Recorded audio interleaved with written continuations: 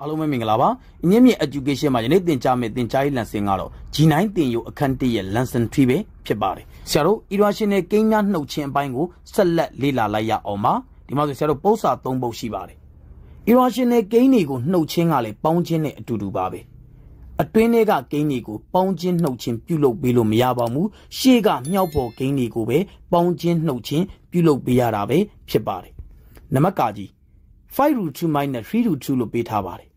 irrational ကိန်းတွေကိုပေါင်းခြင်းနှုတ်ခြင်းအဆင့်တူမျိုးတူမှပေါင်းလို့နှုတ်လို့ရပါတယ်ဒီမှာ square root အဆင့်တူပါတယ်အမျိုးအစားတူလာကြည့်တဲ့အခါမှာ root 2 အမျိုးအစားတူပါတယ်ဒါဆိုရင်ပေါင်းလို့နှုတ်လို့ရပါပြီပေါင်းနဲ့နှုတ်တဲ့အခါမှာအတွင်းထဲကကိန်းတွေကိုပေါင်းခြင်းနှုတ်ခြင်းပြုလုပ်ပေးလို့မရပါဘူးရှေ့ကမြောက်ပေါ်ကိန်းတွေကိုပဲပေါင်းခြင်းနှုတ်ခြင်းပြုလုပ်ပေးရတာပဲဖြစ်ပါတယ်5ထဲကနေ3ကိုနှုတ်တော့2ပဲဖြစ်ပါတယ်ရရှိလာတော့တန်ဖိုးသည်2 root 2ပါနံပါတ်ခါခွေ2 root 3 minus 5 root 3လို့ပေးထားပါတယ်အစဉ်လဲတူတယ်အမျိုးအစားလဲတူတယ်ပေါင်းလို့နှုတ်လို့ရပါတယ်ပထမကိန်း root 3 မြောက်ပေါ်ကိန်းကိုပြောပါဆိုရင်2ပါ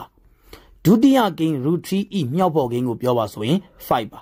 ရှေ့ကမြောက်ပေါ်ကိန်းတွေကိုပဲပေါင်းခြင်းနှုတ်ခြင်းပြုလုပ်ပေးရပါတယ် plus 2 minus 5ရှင်းလိုက်ရင်ဆရာတို့ minus 3ပဲဖြစ်ပါတယ်နောက်က root 3ပါရရှိလာတော့တန်ဖိုးကိုပြောပါဆိုရင် minus 3 root 3ပဲဖြစ်ပါတယ်နံပါတ်ကငယ်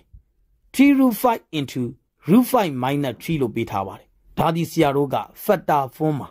distributive form ပြောင်းပေးရမှာပဲဖြစ်ပါတယ်တနည်းအားဖြင့်ပြောမယ်ဆိုရင်ဖြန့်ဝေရကုန်တတိကိုအသုံးပြုပေးရမှာပဲဖြစ်ပါတယ်3 root 5ဒီroot 5ကိုလည်းမြောက်ရမယ်3ကိုလည်းမြောက်ရမယ်3 root 5နဲ့ဆရာတို့ root 5နဲ့မြောက်ပါမယ် root 5မြောက်ရင်5ရပါတယ်ဟဲ့ဒီ3လေးနဲ့ဆက်မြောက်မယ်ဆိုရင်15မှာ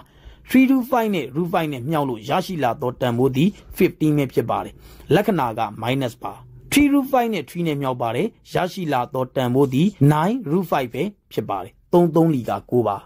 9 root 5ပါဆက်လက်ဖြည့်ရှင်းလို့ရလာရှိတဲ့အခါမှာဆက်လက်ဖြည့်ရှင်းလို့မရတော့ပါဘူးတန်ဖိုးကိုပြောပါဆိုရင်15 minus 9 root 5ပဲဖြစ်ပါတယ်ယနေ့သင်ကြားပေးခဲ့တဲ့ irrational ကိန်းများနှုတ်ခြင်းအပိုင်းရဲ့သင်ကြားရေး lesson ကိုနားလည်လိမ့်မယ်လို့ထင်ပါတယ်အားလုံးကိုကျေးဇူးတင်ပါတယ်ရှင်လန်းချမ်းမြေ့ကြပါစေဗျာ